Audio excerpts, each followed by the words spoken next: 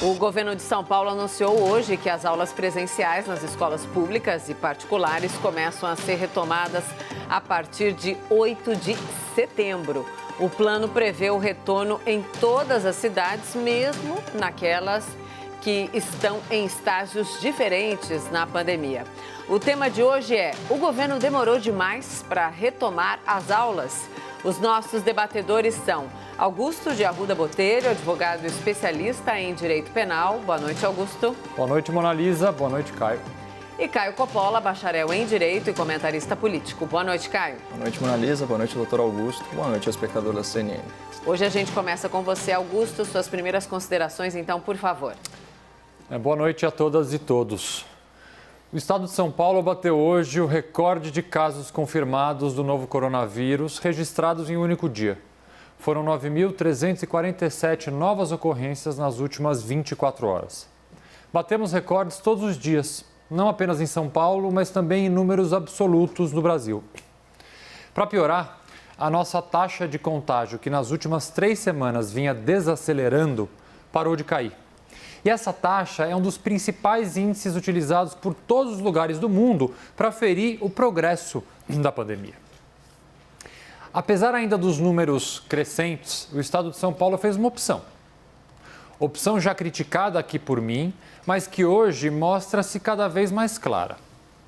Vamos abrir tudo gradualmente e vamos flexibilizar o isolamento enquanto estivermos com a taxa de ocupação dos leitos de UTI sob controle. É uma estratégia, é uma opção, ainda que eu possa discordar dela, mas é uma razão de decidir cada vez mais clara para mim e extremamente arriscada. Ao ceder à pressão de determinados ramos da economia, São Paulo e outros estados do Brasil vão reabrindo e fazendo opções muitas vezes injustificadas, como, por exemplo, abrir shopping centers e manter grandes áreas verdes e parques públicos fechados.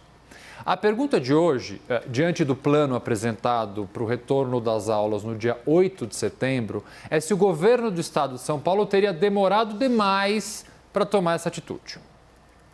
Eu não faço a menor ideia. E tenho receio que o próprio governo não faça. Sem testes, sem monitoramento de infectados e com cada vez mais dados imprecisos e sendo suprimidos, como é possível fazer uma previsão minimamente segura que consiga dizer qual será a situação do Brasil ou do estado de São Paulo daqui a mais de 60 dias? É praticamente impossível. Portanto, o primeiro ponto que precisa ser dito é por que no dia 24 de junho, vulgo hoje, o governo do estado apresenta um plano de volta às aulas que só vai acontecer no dia 8 de setembro. É para mostrar que já está se antecipando ao problema? É para mostrar competência, que está se preparando? Ou é para acalmar pais e mães que já sofrem e sofrem muito, tanto por questões psicológicas, emocionais e de logística com a falta de aula para seus filhos? Seria a divulgação desse plano uma forma de trazer esperança, um norte, uma estimativa na cabeça das pessoas? Ou será que, na verdade, a intenção é diminuir a pressão de instituições de ensino que também sofrem? Sofrem financeiramente, sofrem com as dificuldades para as necessárias adequações ao mundo virtual, somadas às evidentes limitações no serviço público de educação. Qual é a razão de se apresentar às escuras? Porque a verdade é essa. Estamos navegando às escuras há muito tempo. Portanto, qual a razão de apresentar um plano de tão longo prazo? Ou será um acerto se antecipar tanto? Sinceramente, eu não tenho resposta. Atualmente, nós nivelamos o erro. No combate à pandemia, ninguém vai bem. O governo federal nunca foi. E agora, só para não perder o costume, e tendo por várias vezes redefinido a palavra absurdo, o presidente da República acionou a Advocacia Geral da União para garantir o quê? Seu direito de não usar máscara. Eu diria que isso parece mentira, parece piada, mas não tem a menor graça. O fato é que governadores e prefeitos que foram na contramão da negação da ciência e foram muito mais responsáveis e competentes do que o governo federal, hoje também erram. E é fácil perceber isso com as novas medidas de restrição sendo adotadas em várias cidades do Brasil inteiro que reabriram a economia cedo demais. Parece que eu só reclamo, Mas assim, vários casos no estado de São Paulo, de Santa Catarina, no interior aqui de São Paulo, outros estados de cidades que, pressionadas por uma opinião pública negacionista e por setores do comércio, abriram shoppings, comércio de rua, restaurantes e bares cedo demais. E viram, como evidentemente aconteceria, um aumento exponencial no número de contaminados. Tiveram eles que fazer aquilo que todos os especialistas dizem que é o pior, a retomada em W da economia. Abre, fecha, abre, fecha, abre, fecha. Voltando ao tema do retorno das aulas, o plano apresentado pelo governo de São Paulo, mais uma vez, é bastante detalhado, faseado, gradual. Tem uma série de pré-requisitos para ser implementado e caso as aulas de fato consigam recomeçar no dia 8 de setembro, porque a verdade é que eu não tenho segurança nenhuma para dizer que isso vai acontecer, uma série de protocolos, alguns deles que eu pretendo tratar aqui hoje e que são completamente impossíveis de serem aplicados no ambiente escolar, mas sim, a possível retomada das aulas vai seguir uma série de protocolos. Durante essa pandemia, eu já passei por diversos estágios, assim, por assim dizer. Revolta, depressão, medo, incerteza. Diante dos números, diante de vários países no mundo com a notícia de uma segunda onda de contágio, a minha sensação agora, acredito que seja um misto de todos os sentimentos que eu tive ao longo desses meses. Eu gostaria de terminar com alguma palavra de conforto, de otimismo, de esperança, mas infelizmente, neste momento, eu não tenho nenhuma delas para dar. Sinceramente, eu acionei o modo seja o que Deus quiser. Caio, suas primeiras considerações, então, por favor.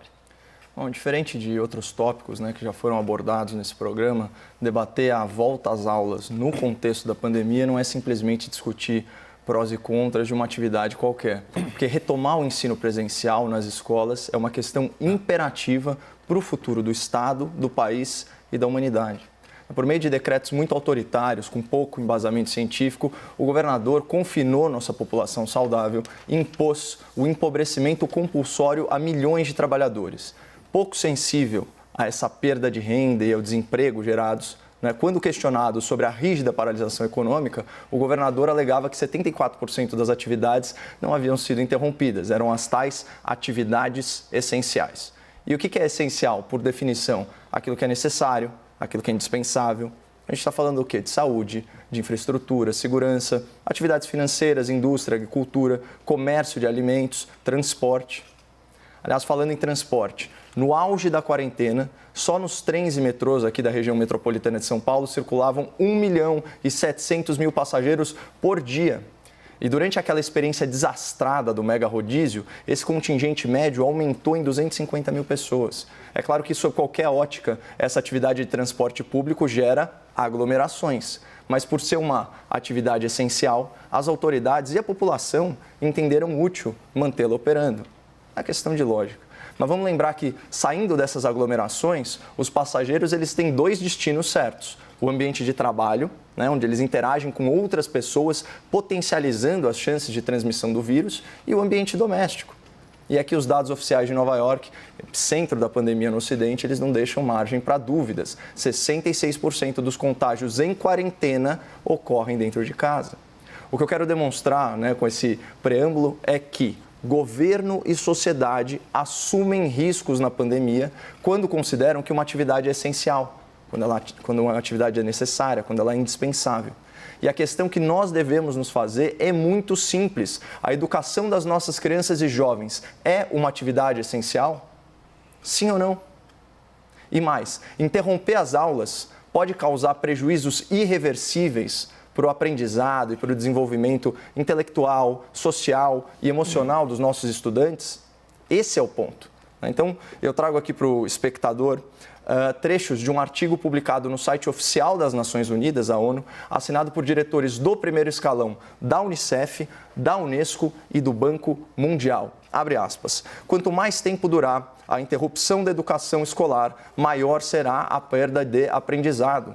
Assim, quanto mais cedo as escolas puderem reabrir, menores serão os riscos de ocorrerem danos de longo prazo nas jornadas de aprendizagem e no bem-estar de milhões de crianças.